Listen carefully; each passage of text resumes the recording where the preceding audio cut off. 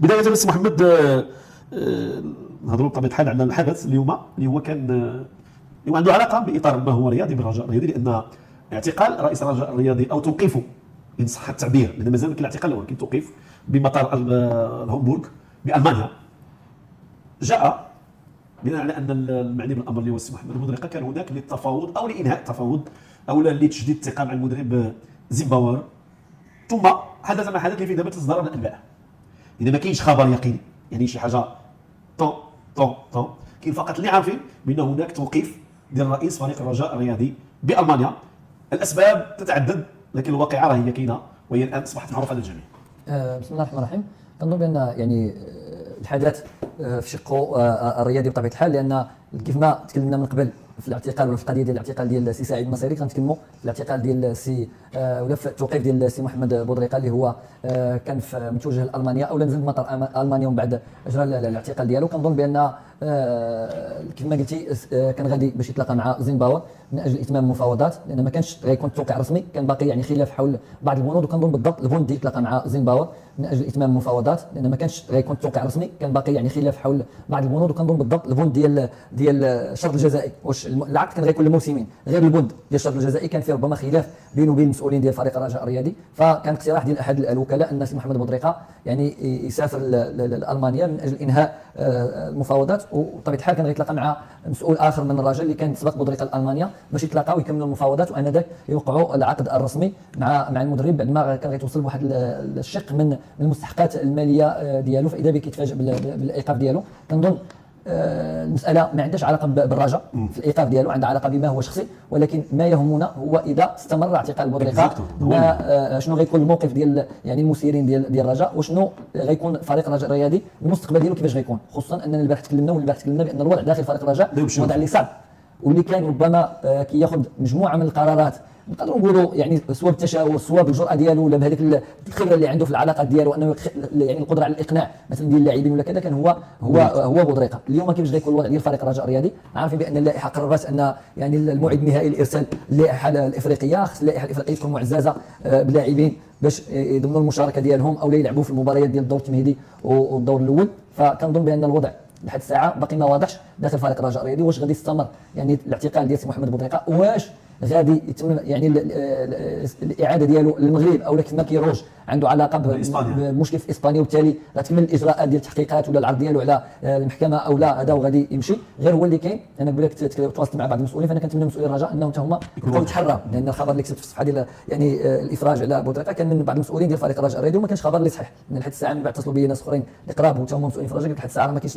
كاينش الافراج على سي محمد بودريقة، باقي الامور كما هي، كاينه اجراءات قانونيه غادا دار، ربما كانوا شافوا محامي الماني لان اللي كان عنده الحق، ان ربما المسؤول اللي كان تما مع يعني واش مقربين من زيمباوير او الناس اللي كانوا هما تما قراب، دخلوا باش يستفسروا على شنو الاسباب ديال الايقاف. فاللي تعطاهم هو ان ما يمكن تعطي حتى شي معلومه لشي شخص من غير انه يكون المحامي ديالو اللي غادي يجي ينوب عليه ويشوف اشنو اللي كاين. كنظن انا كما قلت ما غاديش اولا اللي كيتشفى راه ما عندوش اخلاق ديال المسلمين، تكونوا واضحين،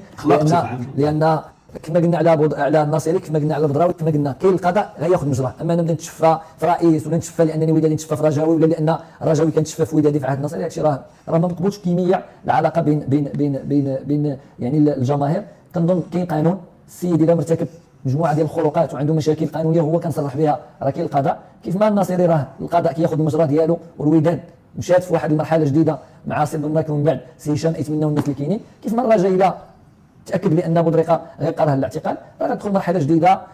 برلمان الرجاء المنخرطين المكونات غادي يجيو يشوفوا شكون هو الانسب، الرئيس الانسب، لان المرحله المقبله ماشي سهله. وربما الا كان اليوم الرجاء متوج بلقبين، راه غدا غادي يكون مطالب باش انه على الاقل يرفع المنع باش يقدر تكون عنده المشاركه في دوري عصبه الابطال، وباش يعني يكون عنده فريق اللي يقدر ينافس به، وبالتالي حجم المسؤوليه ماشي سهل. شكون هو الشخص ولا نقولوا الرئيس ولا المنخرط اللي غيقدر يتحمل هذه المسؤوليه في هذه الظرفيه الصعبه؟ كنظن بان الرجاء تمحنات هذا العام واخا توجات، قلنا شحال من مره، لان اغلاق ملعب مركب محمد الخامس خلى يعني نهك يعني بغينا نقول الميزانيه ديال فريق الرجاء الرياضي وديال الوداد كذلك، جوج ديال الانديه اللي المداخل ديالهم للجماهير كتفوق 2 مليار موسميا. كنظن بان غير هذه بوحدها خاص يتعاود فيها النظر، الا بغينا الرجاء والوداد يبقاو كبار، تكون عندهم موارد باش يحلوا هذه الازمات وباش يبقاو ينافسوا على المستوى الافريقي. فكنظن بان المسؤولين ديال السلطات ديال المغرب عفوا ولا ديال الدار البيضاء خصهم يدخلوا باش انهم يحلوا هذا المشكل. كيف ما قلت باقي لحد الساعه ما كاينش اخبار كثيره من غير ان بودريقه باقي راه الاعتقال، وحتى يعني حتى المنخرطين ولا كذا ما قادرين ياخذوا حتى شي خطوه دابا، لان هذاك الشيء باقي جديد، باقي ما عرفوش واش بودريقه غادي يبقى مشدود، واش غادي يخرج، واش غادي يردوا للمغرب. شنو هي طبيعه هذا التوقيف؟ طبيعه التوقيف ما معروفاش، طبيعه ديال التوقيف اللي يكون عارفها دابا هو الناس اللي تما الممثل القانوني اللي كان كاين تما او الناس اللي معاه هما اللي يعرفوا شنو طبيعه ديال التوقيف. اما الان ما كاين حتى انباء رسميه على طبيعه التوقيف الان اللي كيتكلم سي محمد. حتى سمحتي واحد المساله، هاد الصفحات اللي يخرجوا كيكتبوا بان الافراج وكذا راه كيضروا